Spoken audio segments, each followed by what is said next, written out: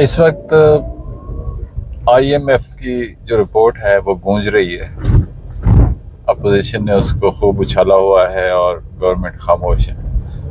اچھا، اگر اپوزیشن نہیں بھی اچھالتی تو تھوڑی دیر کے لیے اس کو بھول جائیں، کیونکہ اس کا کام ہی یہی ہے حکومت کو بدنام کرنا. لیکن عام آدمی کے ذہن میں جو خیال پیدا ہوتا ہے وہ یہ ہے کہ آخر یہ کرپشن جو ہو رہی ہے اس کا ذمہ دار کون ہے اور اس کو روکے گا کون؟ مطلب آئی ایم ایف نے کہا ہے کہ 5300 ارب روپے کی کرپشن ہوئی ہے. اب ہم جو بھی قرضے لیتے ہیں وہ کرپشن کی نظر ہو جاتی ہے، یا یوں سمجھ لیجئے کہ قرضہ آتے ہی بانٹ دیا جاتا ہے کہ یہ تم رکھو، یہ تم رکھو، یہ تم رکھو، اتنے انویسٹ کرو، اتنے کھا جاؤ. اور پھر یہ ایک سلسلہ ہوتا ہے، ایک نیٹ ورک ہوتا ہے، ایک بہت بڑا نیٹ ورک ہوتا ہے، تمام لوگوں کو اپنا اپنا حصہ ملتا ہے. اور آئی ایم ایف کہتا ہے کہ کرپشن کی وجہ سے پاکستان نہ تو ترقی کر پا رہا ہے اور نہ اس کی معیشت جو ہے وہ طاقت پکڑ رہی ہے. اب یہ وفاقی حکومت کے تحت آتا ہے. آئی ایم ایف سے جتنا بھی قرضہ لیا جاتا ہے اور اس کو ڈسٹریبیوٹ کیا جاتا ہے، وفاق پہ بھی سوالیہ نشان کھڑا ہو گیا. اسی طرح آپ سندھ میں جائیں تو عجیب و غریب صورتحال ہے. کل میں دیکھ رہا تھا کہ لوگ آپس میں پانی کے لیے لڑ رہے تھے. پانی کا ایشو ہے سندھ میں، پینے کے پانی کا ایشو ہے. سندھ کو اربوں روپے جاتے ہیں وفاق کی طرف سے، اور وہ اپنے بھی ٹیکسز دیتا ہے. لیکن آج تک سندھ والوں سے کوئی نہیں پوچھ سکا، سندھ حکومت سے کوئی نہیں پوچھ سکا کہ اتنی بڑی رقم کہاں خرچ ہوتی ہے اور کہاں جاتی ہے. اب میں آپ کو ایک چھوٹی سی مثال دے دوں، ہے تو بہت چھوٹی لیکن اس کا امپیکٹ دیکھ لیں کہ 62 ارب روپے اسمبلی میں بتایا گیا کہ ہم نے خیر پور میں چڑیا گھر پہ لگائے ہیں. بعد میں تحقیق پر پتہ چلا کہ چڑیا گھر کا وجود ہی نہیں ہے، اور وہ 62 ارب روپے کہاں گئے کوئی نہیں جواب دے گا. پانی کا جو ایشو میں کہہ رہا ہوں، یہ بنیادی حق ہوتا ہے عوام کا، اور وہ حق جو ہے ان کو لڑ کے لینا پڑ رہا ہے، اور وہ کسی کو مل رہا ہے کسی کو نہیں مل رہا. وہاں پہ تو ٹینکر مافیا ہے، اور یہ وہی ٹینکر ہیں جو روڈ پہ آتے ہیں اور روزانہ کی تعداد میں شہریوں کو مار دیتے ہیں. لیکن یہ اتنا طاقتور مافیا ہے کہ ان پہ کوئی ہاتھ نہیں ڈال سکتا. میں کبھی کبھی حیران ہوتا ہوں. میں پنجاب کی مثال دیتا ہوں. مریم بی بی جیسی بھی ہیں ان کے حوالے سے جو بھی لوگوں کی رائے ہے، لیکن حقیقت میں تو یہ ہے کہ اس نے کوشش اپنی کی ہے پوری، اور کسی حد تک وہ کامیاب بھی رہی ہیں کہ اگر کوئی پنجاب میں کوئی ناانصافی ہوتی ہے یا پنجاب میں کوئی ایسی چیز ہو جاتی ہے جس پہ وہ ایکشن ضرور لیتی ہیں. نئے سے نئے منصوبے بنائے جا رہے ہیں، اس میں لوگوں کو قرضہ دیا جا رہا ہے، ان کو اپرچونٹی دی جا رہی ہے. تو یہ ایٹ لیسٹ کم از کم مریم بی بی موقع تو دے رہی ہے، نئے سے نئے منصوبے.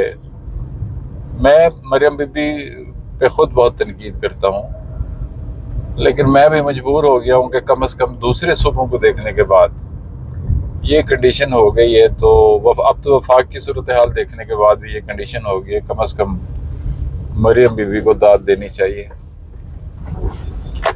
اب آپ بلوچستان میں دیکھ لیں تو وہاں کی جو صورتحال ہے، وہاں دہشت گردی اور انڈیا کی انوالومنٹ، اور پھر جو سردار لوگ ہیں وہ بھی اپنے خزانے بھرتے جا رہے ہیں، اور پبلک بیچاری ابھی بھی ایسا لگتا ہے جیسے غاروں کے دور سے گزر رہی ہے، وہ اسی دور میں رہ رہی ہے. خیبر پختونخوا میں چلے جائیں، وہ بھی دہشت گردی کا شکار ہے.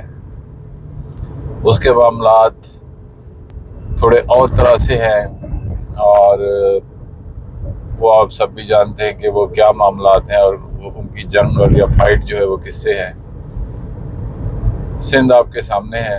میں سندھ کی حالت دیکھ کے کبھی کبھی افسوس ہوتا ہے کہ کوئی روڈ سلامت نہیں ہے، کوئی پل سلامت نہیں ہے، ابھی پل بن بھی رہی ہوتی ہے اور ساتھ میں ٹوٹ بھی رہی ہوتی ہے، یعنی جب وہ کمپلیٹ ہوتی ہے تو اس کی ایج پوری ہو چکی ہوتی ہے۔ شہری تکلیف میں ہے، لیکن آپ سندھ حکومت کے منسٹر یا کوئی بھی ریلیونٹ بندہ آ کے جب ٹی وی پہ بیان دیتا ہے تو وہ اتنے مطمئن ہوتے ہیں اور ان کو کسی ذرا برابر بھی کسی چیز کی فکر نہیں ہوتی کہ ہم کہہ کیا رہے ہیں، اور حقیقت اس کے برعکس ہے۔ بہرحال یہ سب کچھ ہو رہا ہے اس ملک میں، اور اپنی مرضی سے سسٹم کو بدلا جاتا ہے، اپنی مرضی سے اپنے فائدے کے لیے سسٹم کو بنایا جاتا ہے۔ امیر مزید پیسے والا ہوتا جا رہا ہے اور غریب مزید پیسوں کے بغیر نیچے دھستا چلا جا رہا ہے۔ یہ سسٹم ٹھیک نہیں ہے۔ یہ سسٹم جو ہے اس کے خطرناک نتائج نکلتے ہیں۔ دنیا پہ نظر ڈال لیں، جہاں بھی اس طرح کی صورتحال ہوئی ہے تو وہاں کیا ہوتا ہے۔ تو ابھی بھی وقت ہے، کوئی سسٹم بنا لیں، کوئی نظام بنا لیں، کوئی اپنے ملک کو سیف کر لیں۔ آپ کی عوام اپنے ملک کے ساتھ مخلص ہے، اپنے ملک میں رہنا چاہتی ہے، اس کی مدد کر دیں۔